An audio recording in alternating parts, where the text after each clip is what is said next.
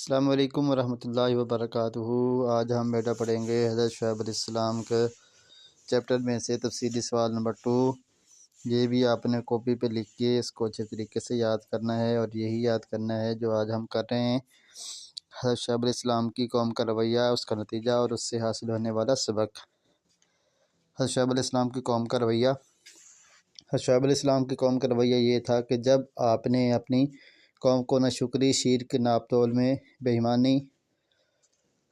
اور تجارتی قافلوں کو لوٹ مار کرنے سے روکا اور وعظ و نصیحت کی، تو بجائے اس کے کہ وہ ان کی اطاعت کرتے، بلکہ الٹا انہوں نے یہ رویہ اختیار کیا کہ حضرت شعیب علیہ السلام کا مذاق اڑانے لگے، بلکہ یہاں تک کہ ہم تو آپ کو بہت سمجھدار سمجھتے تھے، بتاؤ کہ تمہاری نمازیں تمہیں یہی سکھاتی ہیں، ہم ان بتوں کی پوجا چھوڑ دیں جن کی ہمارے باپ دادا کرتے رہے،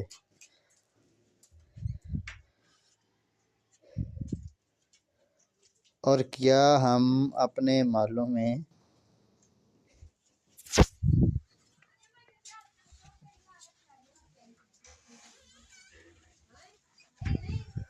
اپنی مرضی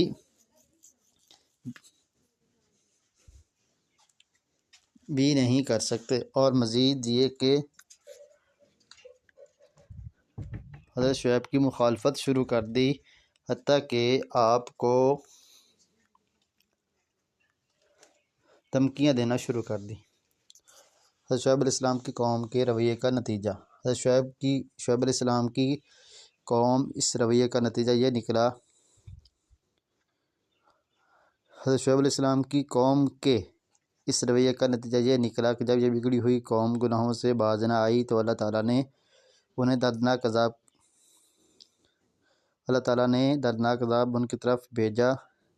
چنانچہ ایک زوردار چیخ نے اور زلزلے نے ان نافرمانوں کو ہلاک کر دیا، ان کی بستیاں ایسے ہو گئیں جیسے کبھی یہ لوگ یہاں بسے ہی نہ تھے۔ حضرت شعیب علیہ السلام کی قوم کے واقعہ سے ہمارے لیے سبق۔ مذکورہ بالا رویہ اور نتیجے سے ہمیں یہ سبق ملتا ہے کہ ہمیں رزق حلال کمانا چاہیے اور مال حرام سے بچنا چاہیے،